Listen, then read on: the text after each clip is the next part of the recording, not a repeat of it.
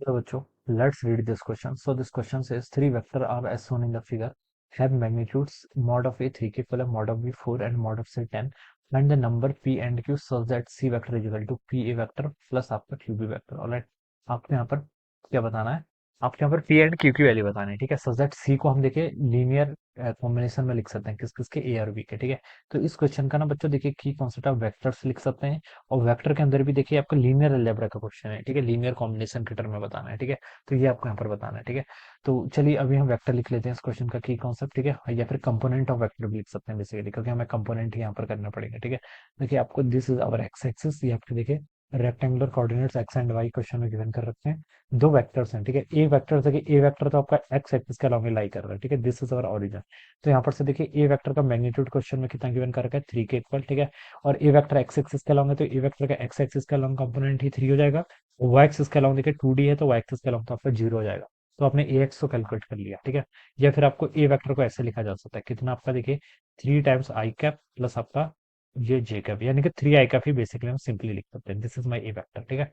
B vector को देखिए बच्चों क्या लिखा हुआ है, बी वेक्टर का मैग्नीट्यूड गिवन क्या हुआ है, कितना आपको 4 के इक्वल गिवन क्या हुआ है, ठीक है। अब बी के कंपोनेंट देखिए बच्चों, बी वेक्टर आपका कुछ इस तरीके से है। This is my B vector, ये क्या मेरा बी वेक्टर है, ठीक है। ये एंगल कितना देर का आपको 30 डिग्री के इक्वल। तो बी के दो कंपोनेंट आएंगे, एक्स एक्सिस का जो कंपोनेंट आएगा वो तो आपको बी का कॉस 30 आएगा, ठीक है। कितना, बी का कॉस 30। बी का मैग्नीट्यूड 4 के इक्वल देर का है, तो 4 कॉस 30, कॉस 30 कितना होता है आपका √3/2, तो ये आपका 2 √3 के इक्वल हो जाएगा, ठीक है। This is our B X, ठीक है। बी वाई देखिए कितना हो जाएगा, बी वाई हो जाएगा आपका बी का साइन 30, ठीक है। बी का साइन 30 आपका 1/2 के इक्वल होता है, तो वो आपका 2 के इक्वल आ गया, ठीक है। तो बी एक्स भी कैलकुलेट कर लिया आपने, बी वाई भी कैलकुलेट कर लिया, ठीक है। ठीक है बच्चों, ठीक है।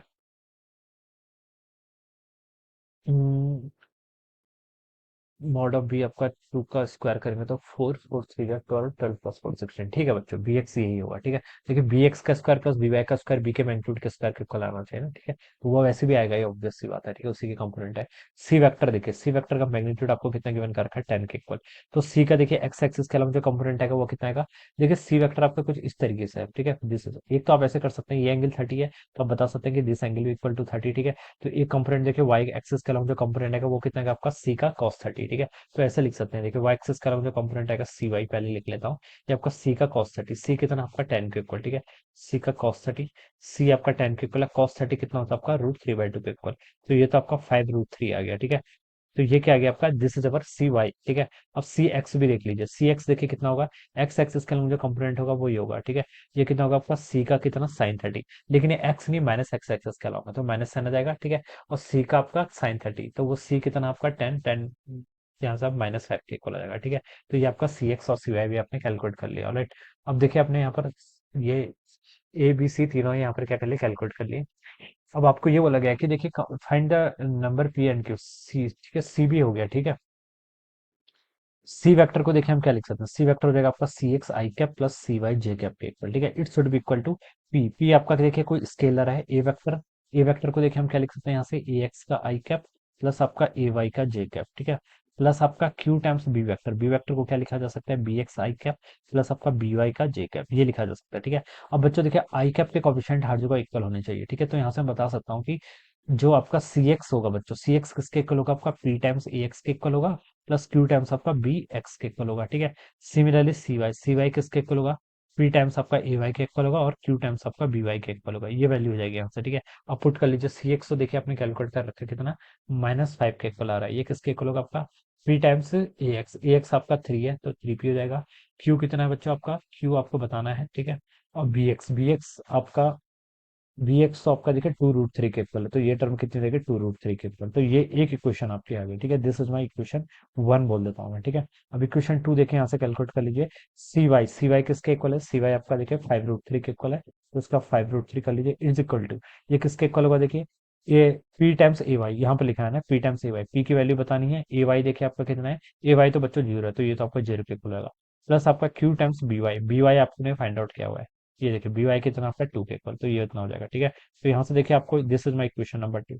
इक्वेशन नंबर 2 से देखिए बच्चों मुझे 2 क्यू को क्या लिख सकता हूँ, 5 √3 के इक्वल है, ठीक है। तो क्यू की वैल्यू कितनी हो जाएगी आपकी, 5/2 टाइम्स आपका √3 के इक्वल, ठीक है। तो ये तो आपका क्यू की वैल्यू होगी। मुझे पी की वैल्यू भी चाहिए, पी देखिए हम कैसे फाइंड आउट करेंगे, फिर पी को हम लिख सकते हैं देखिए इस इक्वेशन से, देखिए ये वाली इक्वेशन 1 से पी को क्या लिखा जा सकता है, देखिए पी हो जाएगा आपका -5 ऑलरेडी था, माइनस आपका 2√3 हो जाएगा, ठीक है, डिवाइडेड बाय आपका 3 भी कर लीजिए, ठीक है, तो बस यहाँ पर आप वैल्यूज पुट कर लीजिए।